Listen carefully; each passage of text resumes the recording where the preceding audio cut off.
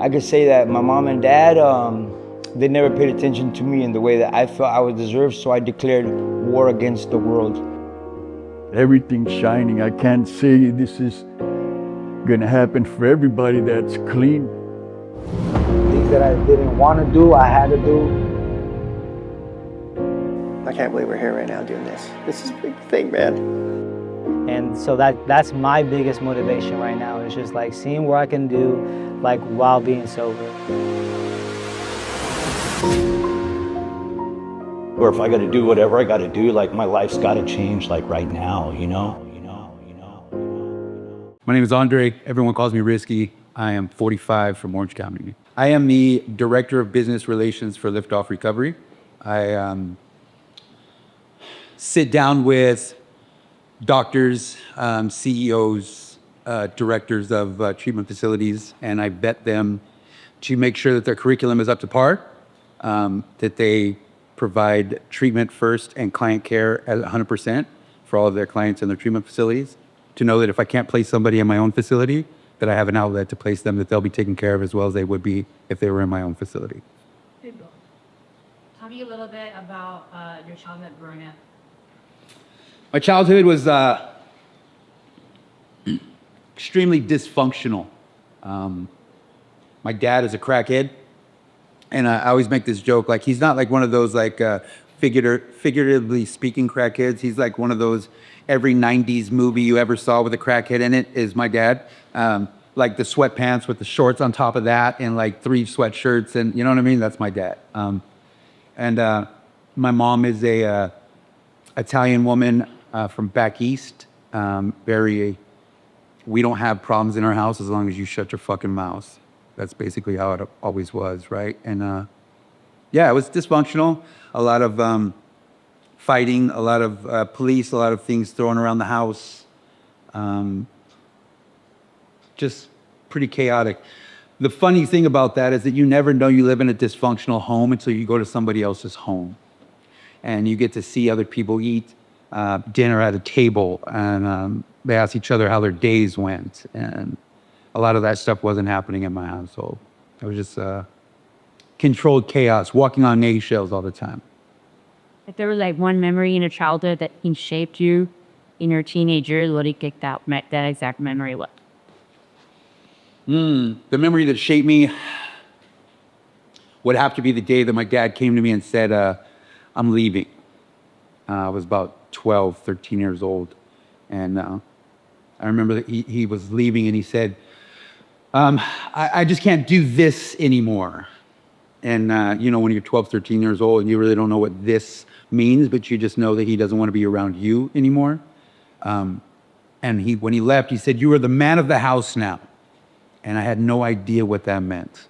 I was never shown what the man of the house looked like or was supposed to be like, or his duties of what that meant.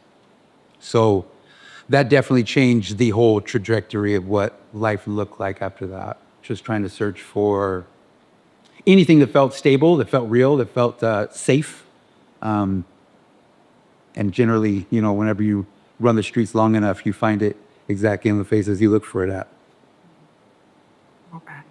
Rolling. Okay, well, aeronautics, sir. Well, so it comes to you by your teenagers, you know, what happened from then on? Yeah, teenage years were pretty cool. You know, running around with my friends. Back in the days, right, like everybody actually played outside. It's not like this new age generation shit where people just sit at home and play video games, right? We actually went outside and rode bikes and threw rocks at cars and played over the line and mud football for Thanksgiving, stuff like that with the homeboys and the friends and whatever. And, you know, a lot of those friends, they turned into my homeboys from the neighborhood, and they also turned into, later in life, my cellies. They turned into my connects. They turned into my customers. They turned into people that I lost relationships with, people that I ended up going to their funerals later on in life. Some of them, their weddings, right? But, you know, those early years, lots of drinking when we played football for high school. I only made it 1 year, but I'm proud of that 1 year. It's like Al Bundy, right? Like 4 touchdowns, 1 game, you know what I'm saying? And poke high. But drinking tall cans with the homeboys and smoking weed and having fun and then progressively getting into more and more chaos and drugs and meth and then that just sparked a whole new wildfire in my life. About that, like the transition from like the normal stuff that we all did, partying, experimenting, to like, okay, Yeah. I'm in a different ballgame. So I can tell you the exact date because it changed the whole outline of my life. It was December 22nd, 1993. I was 13 years old. I was going to pick up my brother from the Motel 6 in Fullerton because he had got kicked out of the house for getting high. And I remember knocking on the door, and when one of the homeboys opened the door, I just remember him saying, "Hurry up, get in here." And I was like, "Man, I'm the only one out here." You know what I mean? I'm by myself in this parking lot, right? And I remember walking in the door, and just this feeling of humidity, just this feeling of must when I walked into this hotel room. And there was a group of homeboys in there, probably like 9 or 10 dudes in there, and everybody's greasy, and everybody's just, nobody's talking, but they're all staring at each other like something's gonna happen, Everybody had a propane tank in their hand and glass tubes, and I just remember my brother handed me everything he had. He said, "Hold this, don't let anybody get it, I'm gonna take a shower." And I said, "I got you." And I remember putting my back to the wall, and like a good drug addict, we just sit back and we observe everything. We watch, and I watched everybody do what they were doing, and I didn't want to feel left out. I've never wanted to feel left out. I've always wanted to be a part of. That's what got me into so much trouble for so many years. I always wanted to be a part of, and so I did exactly what they were doing. And by the time my brother got out of the shower and I gave everything back to him, it was gone. It was empty. And I just remember that feeling inside, like everything was going to be all right. Everything was going to be all right. And I chased that everything's going to be all right for the next 20 years. And I put myself in a lot of chaotic, crazy, life-threatening situations behind chasing the everything's going to be all right feeling. So, as a result of drugs and speed and chaos and violence, I got 5 prison terms as a result of that. And back in the days when I first got into recovery, I would talk about that like it was a gangster resume. This is what yard I was on, the homeboys I was with, and this is what we were doing, and whoop, whoop, whoop, whoop, whoop, whoop, whoop. And I remember my first sponsor, he said, "Man, you're really proud of that, huh?" And I was like, "Yeah, I'm proud of that." And he was like, "Man, you ever just really thought about the fact that maybe you're just a bad criminal? Because there's a lot of people that don't get caught, but you do." And I was like, "Well, fuck you." I was mad, right? Like, he crushed the only thing I thought I had. And it forced me to begin a journey of what I possibly could get to, instead of living in what I only thought I was about. Yeah. Or we get into that gene or that pivotal gene, or like talk about like one memory you have that you feel like you should have died. Like you don't know how you made. We've all had those. Yeah. Like one moment. Tell me about what happened that you feel like your higher power just plugged you from. I remember there was this one time that what's crazy is that it was funny to me. It's not even crazy. It's just funny to me that every really bad situation I've ever been in involved drugs and women. Always, right? And I remember this girl hit me up and said, "Come over." And I was like, "Absolutely," right? And she's like, "You got anything?" I said, "Absolutely, I do." And she's like, "Come over." And I said, "Cool." And I got my little felony bag together, right? And threw on the old Winnie the Pooh backpack, and I went to her house. And when I got there, it was empty. Nobody was there. And I was like, "Cool, I'm gonna get some." And I knocked on the door, and I walked in, and within 5 minutes, there was about 14 dudes that walked in the door, and I was by myself, and I was just surrounded, and it was one of those moments, right, where I tried to talk my way out of this situation, but they weren't from my city, they weren't from anywhere near me. They knew I was coming. They knew I had dope on me, all those key factors involved. And And yeah, so they were like, yo, give us everything you got, man, or you know what time it is. And I was like, yeah, no problem, man. Dope is dope. I don't give a shit. You can have all the dope, right? And then their guns started to come out, and I didn't have a gun. You know what I'm saying? I'm a big time gangster with the with a backpack, right? And I just remember that I was stuck like Chuck, and then I wanted to try to leave and get out of the door, and I remember they pulled out zip ties. And I remember that they zip tied my hands together. And then, and one of the dudes was like, hey, get his feet so he doesn't run. They said, get his feet so he doesn't run. And I thought they were just fucking with me, and they zip tied my feet. And for some reason, that is still crazy as shit to me, my cousin knocked on the door of the front door. And he had no clue I was there. He didn't know I was there at all. And my cousin knocked on the door, and whenever he walked in, he saw me, and he saw them. And my cousin had this way about him that he could just like kind of talk his way into any situation, no matter how catastrophic it was. He just had that ability to just talk his way into any situation. And he just started talking to these dudes like he'd known them forever and had no fucking clue who these people were. And make a long story boring, a lot of the dudes walked out, and my cousin pulled out a knife and he cut my feet. And I kind of kept my feet together so they would still think my feet were zip tied together. And I don't know, a couple minutes later, he was like, let's go. And I looked around, and there were still dudes in the garage where we were at. And I was like, go where? And he's like, let's go. And he picked me up, and we literally walked out of the front door. And we walked around the corner, and he had another girl sitting in a car outside, just random drug addict shit, right? That, like, you're like, how did this possibly happen? And we got in the car and drove away.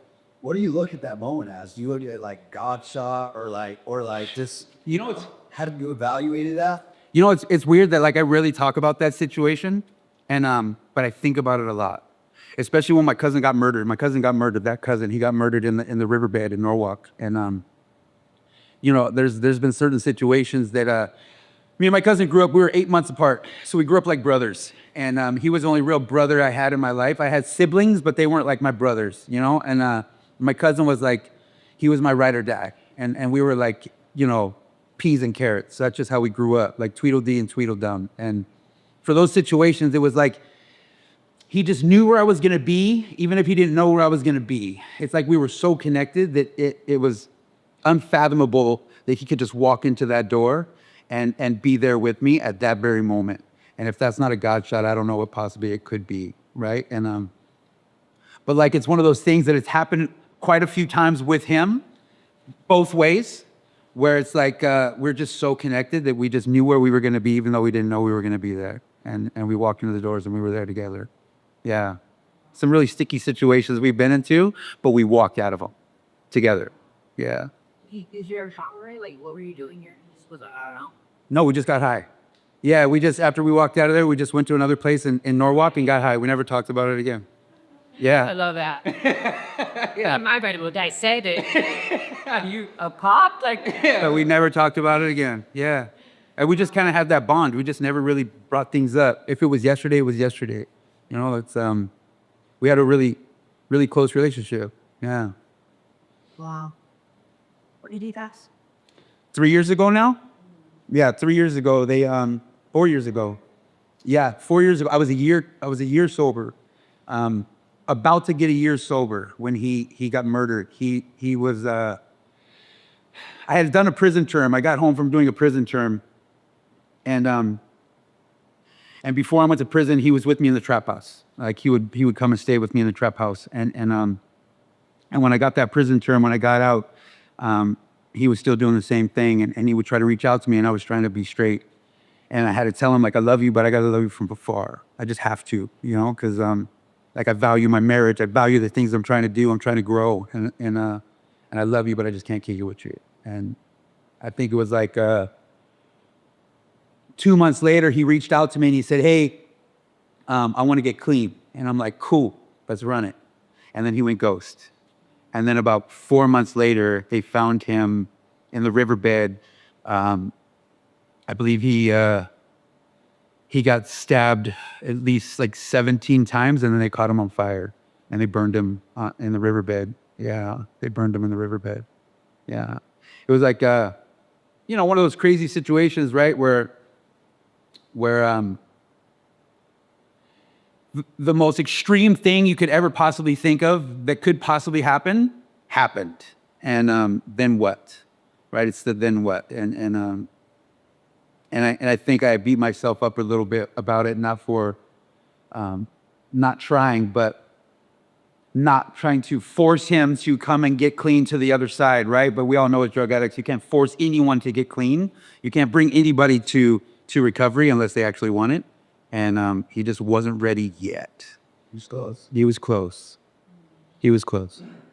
Do you have like any moments that like light up your life, or like I feel like we all have these like moments, probably many moments where we're, you know, evaluating our life. We're like, man, like what the fuck am I doing? You know, like before before the change moment, you know? I mean, so for me, like it went on for years where I was like, this is my last one. This is my last shot. Like, you know what I mean? Yeah, clear. Yeah. Yeah, you have any moments of clarity that like stand out to you? Yeah, I stopped shooting dope in 2018, and the only reason I stopped shooting dope is I went to prison, right? And when I go to prison, I don't shoot dope. I just, you know, I just kind of kick it, drink some Pruno, whatever. But I remember before I went to prison, I relapsed. I was at home, right? I relapsed, and I was abstinent for 5 years. When I got with my wife, I was abstinent for 5 years. She said, whenever we got together, she said, we can get through anything, just don't bring drugs into my house.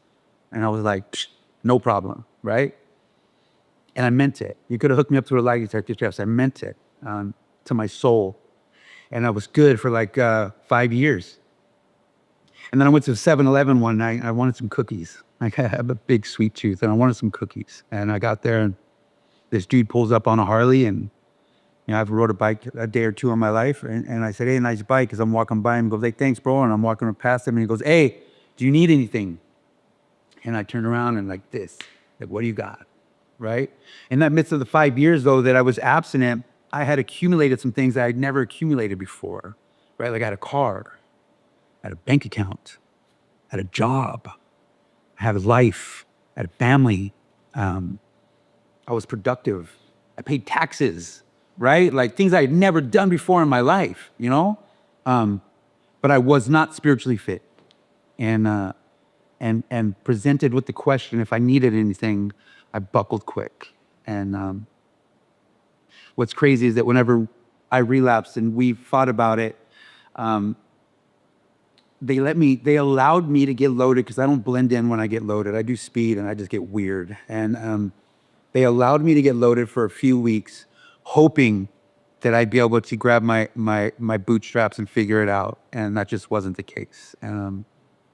One day we blew up at each other, and we fucking fighting and screaming and arguing, and we go to the house, and we're screaming and arguing, and things are flying in the house, and I'm packing up my Louis Vuitton trash bags because fuck you, bitch, I'm out of here, right? And had it in my brain that I'm gonna get in my Harley and I'm gonna ride off into the sunset like some real outlaw shit, you know what I mean? And really, I went out to pack my Harley. I walked out, and our entire house is surrounded by the cops.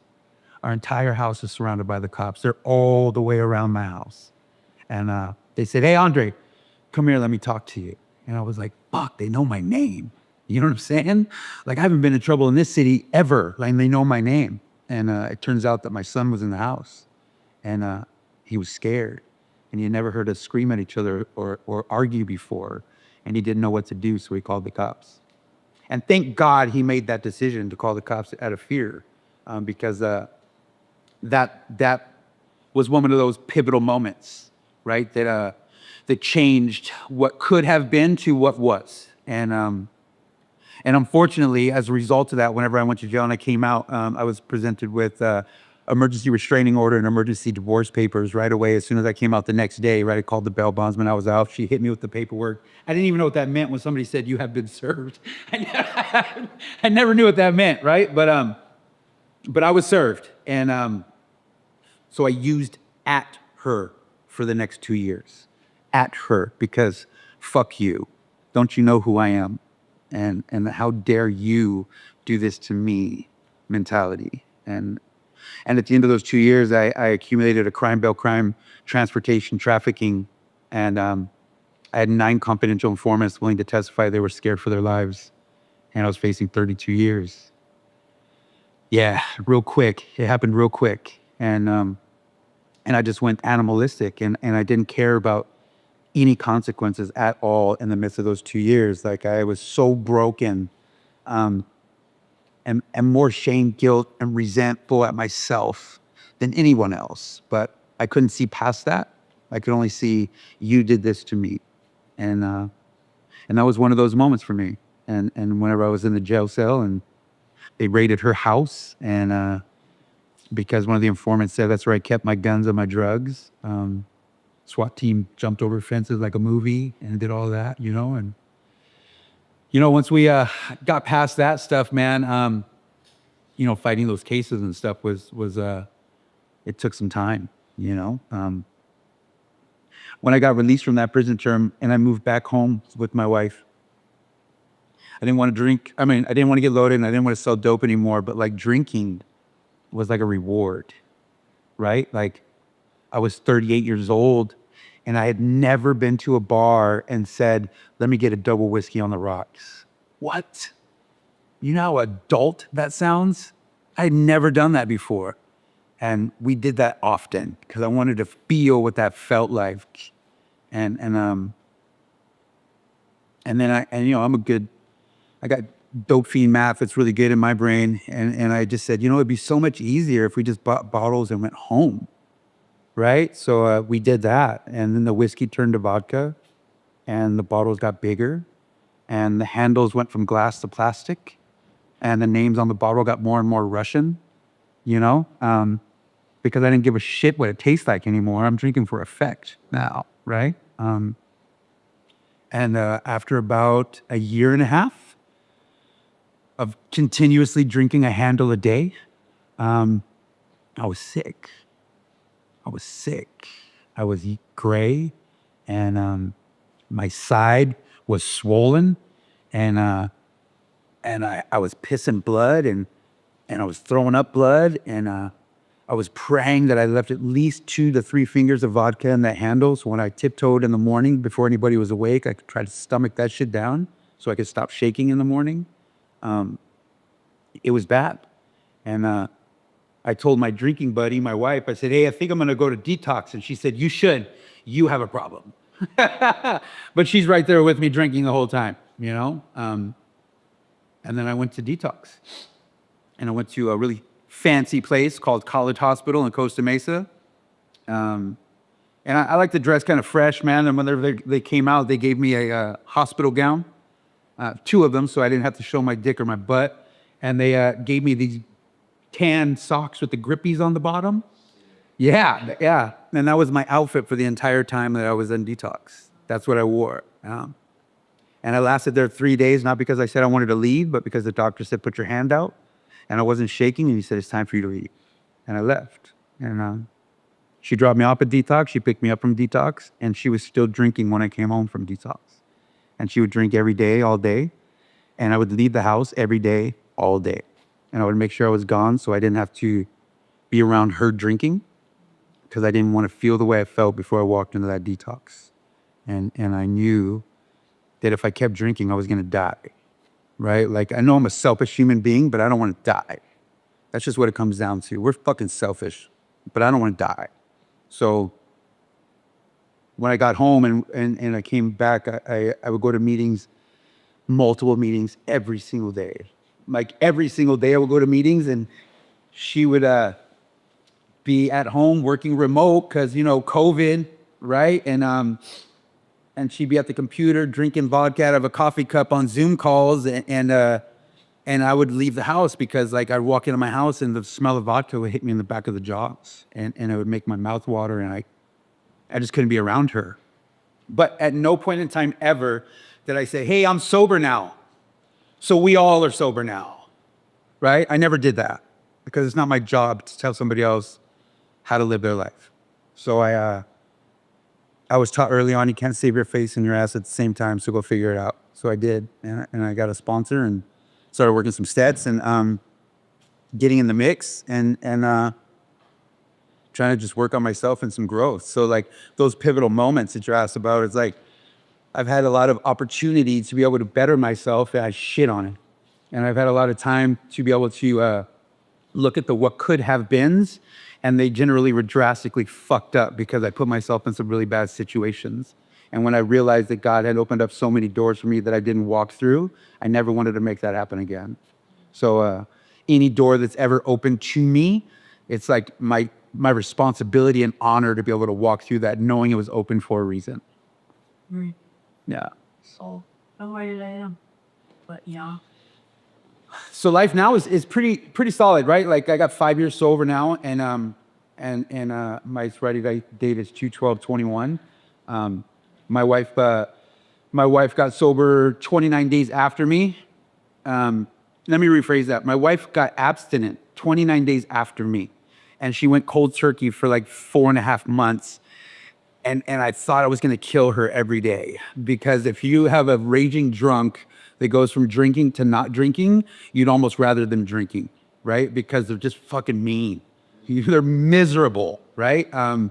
No recovery, just move drugs and alcohol from them, and they're just miserable. And I had recovery, and I was going to meetings, so we were like apples and grapes in our lives, right? We were like ships through the night. But as a result of working the program and getting some recovery, life today is pretty amazing. I have opportunities to be able to do some things I never even imagined I'd be able to do. And you know, I tell a lot of newcomers all the time is that we are the only beings on the planet that can wake up with nothing and have everything we need by 12 o'clock. Like, we're the only beings on the planet who can do that. So why would I change that part about me from addiction to sobriety? Like, I'm gonna keep that drive in me. They say there's only one thing you have to change, and that's everything. But I didn't want to change those parts of me. Like that drive and that determination, I never wanted to change that part of me. So I kept that alive no matter what. Like, I have a hard time taking no for an answer. When somebody tells me no, I just believe that they didn't hear the question right. You know, So I don't die very quick in situations, and I'm pretty straightforward about a lot of things that I do. So as a result, man, I get to travel around and do recovery in all aspects of my life, and I get to be a pretty solid husband, and I got to learn what being the man of the house looked like. I think that's one of the biggest things I've ever been able to accomplish in recovery, is learning what those things mean. And being able to start businesses and venture into things and be available and be present is pretty amazing. It's pretty amazing. Will people first get sober or clean, they think that their life is just gonna get amazing right away? It only does for like a week or two, a few months. Yeah. It get clouded something, and then reality kicks in, and then all of that's usually what people relapse. Like, how was that journey for you in the beginning, like in regards to, you know, your journey? When did you start seeing like actual results? Like, okay, this isn't just like, you know. So like in my early recovery, man, it was really fucked up. And I don't know where this pink cloud fucking was being handed out at, but I never got it, right? I was never on it. I don't even know what that was about. I started to feel better, but life wasn't getting better. You know, it was and then right away my cousin was murdered, and then right after that, my father-in-law got sick and died, and right after that my mother-in-law got sick and died, and so like things weren't fucking good, you know, things were hard. But as a result of that, I got to be present. And as a result of that, I got to learn what it meant to be all in no matter what. And that's when shit really started to change, realizing that in my loaded days, I would have never fucking been available. Like, I'm busy, you know? And I'm selfish. And whenever things were happening in my life, they were happening to my wife, I was able to be there for her, not to coddle and do all that shit, just to be supportive. I learned what that really meant, you know? But when I knew things really changed, to answer your question, is So I had this sponsor. And I love this man. His name was Patch. And he would say, are you willing to do whatever it takes for victory over drugs and alcohol? And I was like, absolutely. I had no clue what that meant. And I remember one day we were in the park and we were reading and we were about to do my third step. And it was a Sunday afternoon in the park in the neighborhood. And there's like hundreds of people in the park, right? All the homeboys are playing handball.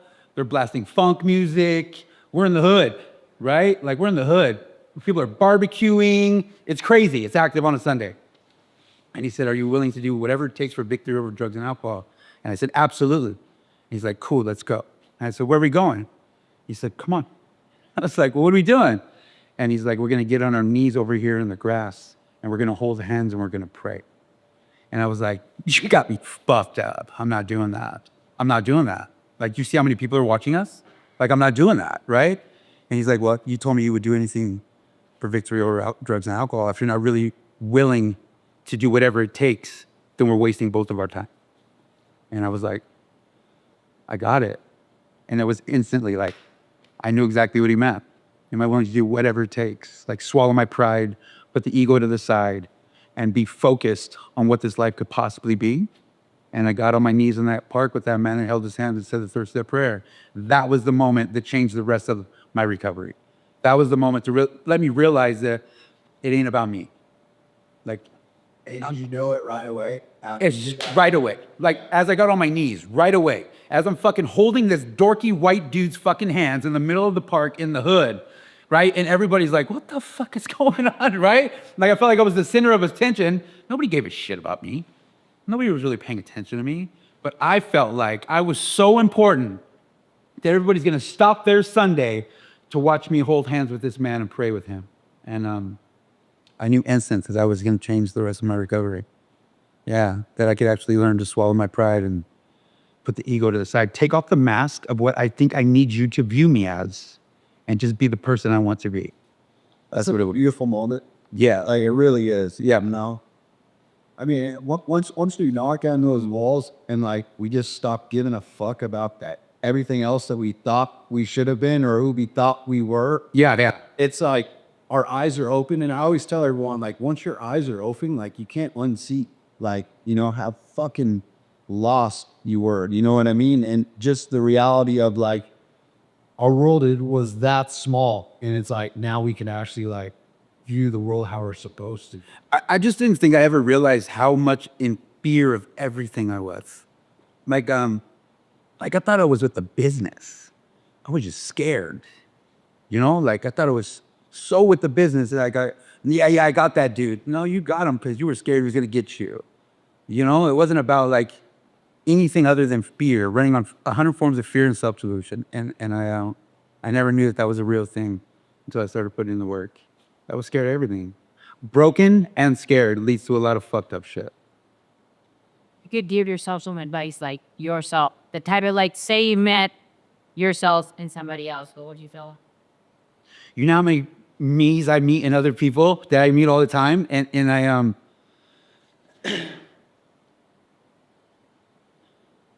I tell them you're worth it. All the time. I think that's the number one thing I would tell myself is you're worth it. I never thought I was worth it.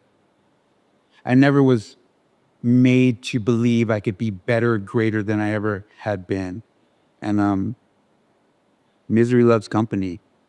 And they want to make you as miserable as they are so that you can never get out of that little bubble. That's kind of like, you know, whenever you put flies in a jar and they'll try to hit the top of that fucking jar so many times that they stop trying.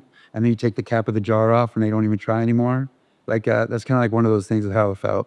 Like, I tried to hit the top of that jar so many times and I just got fucking over it. And I was like, I'll never get out of this jar, you know? So to be in the place that I'm at today, I'm so far away from that fucking jar.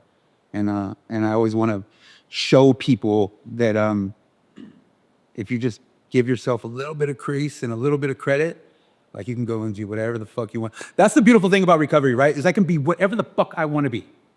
I can be whatever I want to be, right? Like, you know how many people who I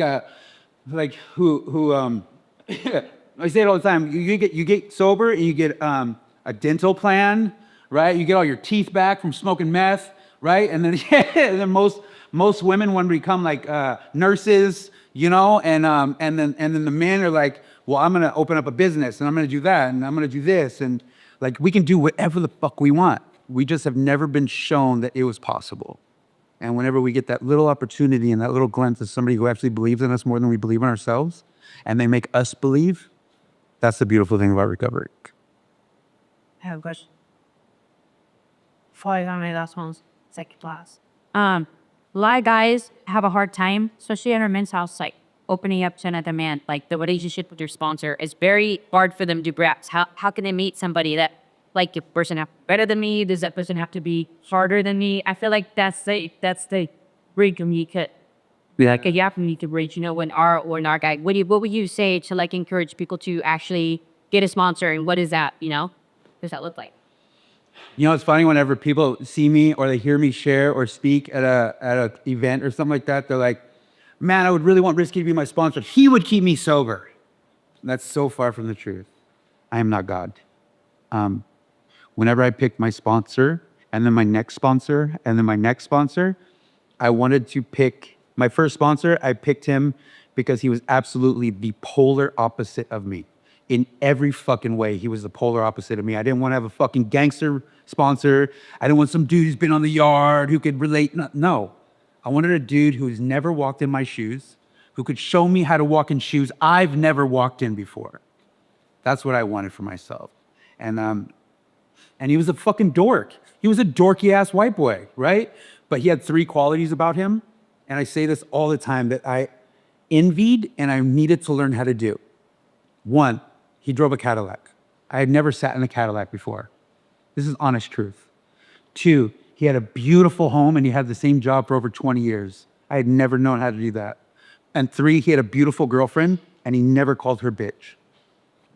And I didn't know how to do any one of those things. And when he spoke to people, he was genuine. And when he said, "How are you?" he waited for you to respond. And he looked you in your eyes when he spoke to you. Like, I respected those qualities. Because as a tweaker, as a dope fiend, as a junkie, as somebody who's a degenerate, like, I couldn't look another human being in their eyes when I spoke to them. I always looked at the ground because I didn't feel like I was up to par or worthy enough to actually be in a conversation with somebody and look them in their eyes. No matter how much prison time I've done, it's different being on the yard than being in the free world. So he taught me how to do those things.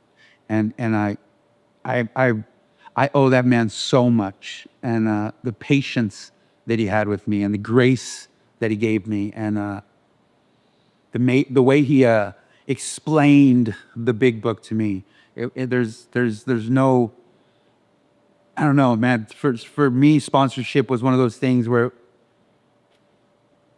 it was the most crucial thing I've ever been able to be a part of in my life, and now be sponsored to other men there's nothing like it.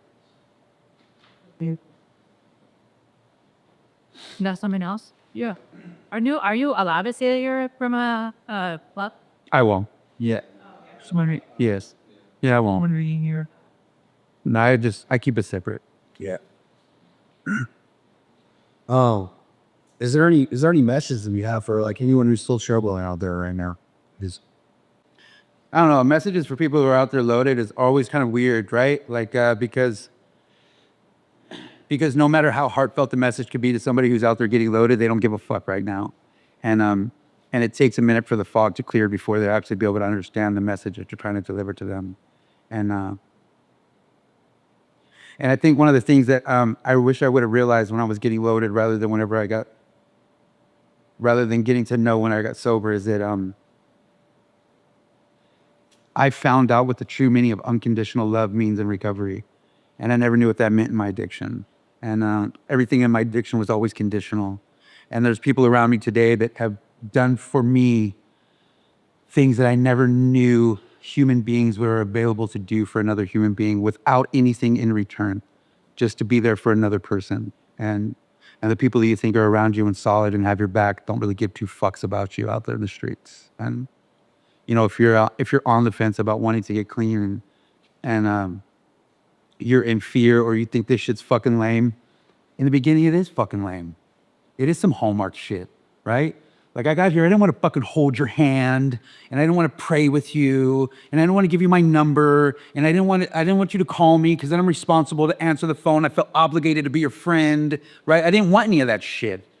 If I could be brutally honest, I wanted it to be like in the big book where it says, you were gonna tip your fucking hat to me like a gentleman if I could drink and not get drunk. And I really tried to make that happen, you know? And I got bamboozled into being full-fledged recovery. I didn't want AA to be my life. That's the fucking weirdest shit in the world. I didn't want AA to be my life. And it turned out to be every fucking beat of my heart. And I wouldn't have it any other way as a result of the way it is now. Yeah. Yeah. It's so true because I experienced that same thing, you know? So do you comedy or do you just speak and just throw some fun shit out there? So You know what's crazy is that like I try to, I think it's part of trauma, right? Like all comedians, they speak about things that are super traumatic to make it less traumatic. And I think that's what I've always done is like try to make light of situations that are pretty heavy. And that's the way that I learned how to deal with them. So I like to crack jokes and also I feel like a lot of people in AA are fucking uptight and they annoy me, you know? Like I don't like that shit. Right? Like, I don't like the old timer with 30 years who's just a fucking dick, you know? Like, I just want to be able to be relatable with people. And like it says, man, we're supposed to meet people where they're at. And if people are, have their walls up and they're very in the back row, death row, just fucking grilling you, you know, like they're wanting that to be matched. So I remove that match and I just allow them to just be who they are and put a little humor in it. 100%. I mean, like when we started doing like Crooked Saints, and that's it. That's exactly what I wanted. I wanted the really fucked up people who had a hard time like this. Yeah. That's who I wanted to relate to. That's who I'm comfortable with. And like, you know, the cookie cutter stuff or the people who just quote scripture out of the book, it drives me fucking nuts. Yeah. Yeah, it really does. Yeah. I want to know that you're fucked up just like me and that we've experienced moments. Yeah. And I feel like that's what your comedy has done too. In between you're speaking, you throw something out there and it makes it relatable. Yeah. Or me, it really does. So Yeah. yeah. What makes you happy in life today?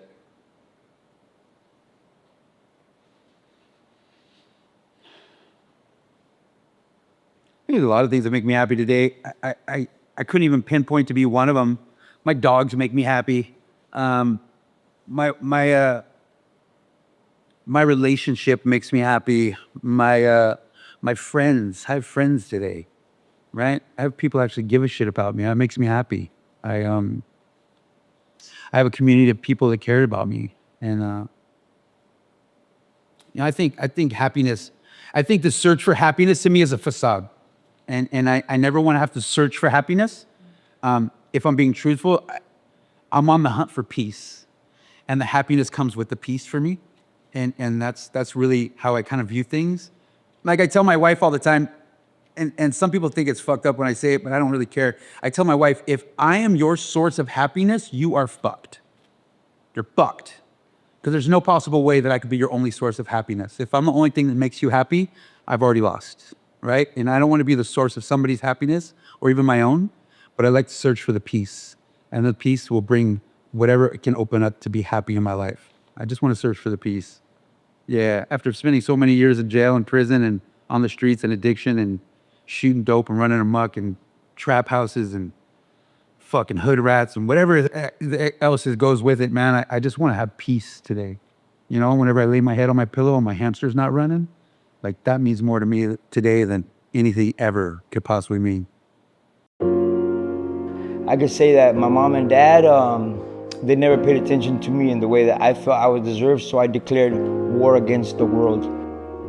Everything's shining. I can't say this is gonna happen for everybody that's clean.